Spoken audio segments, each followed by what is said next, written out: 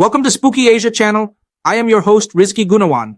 Today, we will uncover our new episode called Boo Tales, where we will share spooky and horror stories based on true events.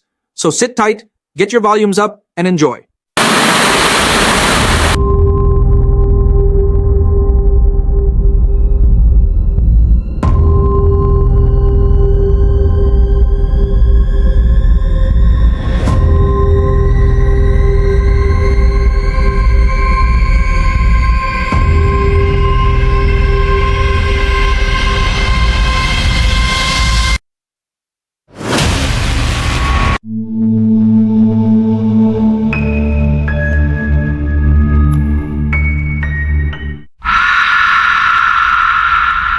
This story is when I was in mid-20s. I used to always sleep late in my room, playing with my handphone, listening to songs, watch movies on my DVD player, and especially my favorite pastime was playing guitar.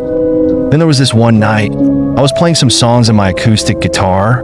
It was past 12 midnight, then out of a sudden, I heard a spooky sound from my window. The eerie sound kept on sounding more loudly and angrier. I became freaked out and scared, so and cover myself throughout the night.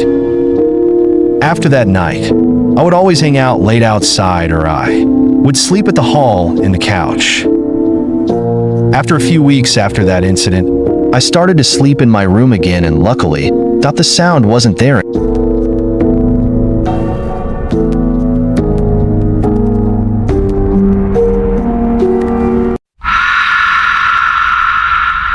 This story happened when I was in my mid-20s. One late midnight, I went to meet up with one of my friends named Zoc. We usually like to hang out late nights every weekdays with another friend, but I would always meet up with one of my friends first before meeting with the other friend. After my friend and I met, we would sit down below his flat to chill and smoke. Then, while time passed, Zoc noticed that in front of his flat at the sand playground area, there was a lady with long hair and a long white dress sitting on the swing.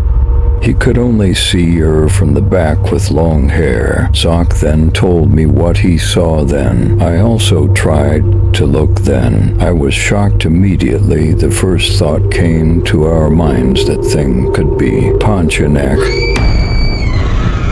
That cannot be a human being sitting on a swing after midnight on a wee hours.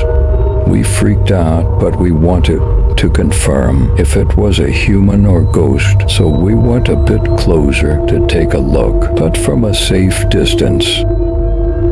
Then the shocking thing prevailed, that she had a disfigured face and then started to laugh hysterically.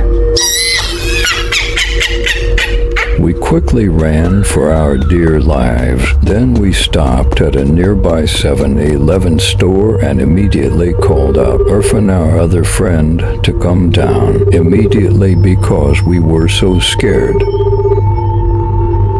Then after about half an hour had passed, Irfan finally came down and asked us what happened, so we told him the story. After telling him our story, it was a surprise that he doesn't feel scared now. He was curious and wanted to see for himself and asked us to follow him, but we were too scared, but he forced us to go. So we had no choice and followed him to check again on that ghost. After we arrived nearby, we could see in a distance that there was no one at the swing anymore. Irfan said that we were playing a prank on him then, but we said, "Do you see us this scared before?" Then suddenly Zoc saw the thing fly at the tree with white clothes and long hair and immediately informed us. We were all shocked when we all saw it. We ran again to 7-Eleven to seek refuge to calm ourselves down as well. Now Irfan believed that we weren't kidding around or merely trying to prank him.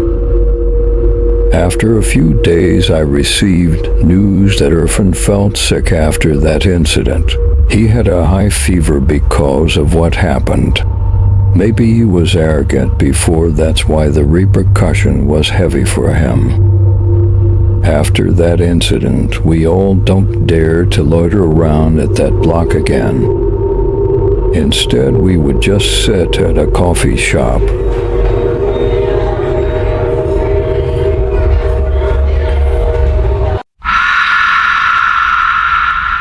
This encounter happened to me 5 years ago, in 2019. It was late at night at 3 a.m. I was outside with my friend Ollie. We usually hang out nearby malls where there was a 24 hours convenience store. But that one night we decided to hang out nearby an abandoned flat, which is closer to a service club. Ollie had a random idea for us to go up the Sky Park and see the view from there. The flat is at 13th floor. So we took the lift to the 13th floor. While the lift went up, I had a bad feeling. Suddenly the lift lights went flickering. The lift stopped and opened to level 8. We both were confused, then we closed back the lift again. Now the lift suddenly stopped at level 10. When the lift door opens, to our horror we saw a black figure lady. She was near the ledge of the corridor, standing still. Quickly, I pressed the lift button to close. This time the lift went to 13th floor. Went up and I went out to see the Sky Park. The whole area is pitch black and we were dumbfounded. So while we tried to find a place to sit, suddenly that black figure lady was there again.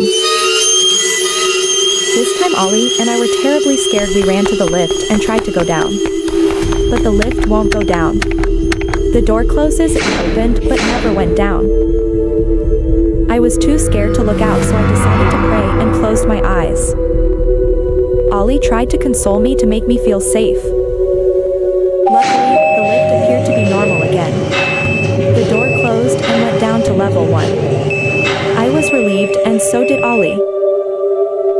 We then proceeded to somewhere more safer to hang out for the night, and bought some drinks. Ever since that night, we didn't go back to the same place ever, and we didn't speak about the encounter again. Hope you enjoyed the stories. Do like and subscribe. To our fellow spookers, do write in your stories to us to be published on the next episode of Boo Tales. Until then, have a spooky day.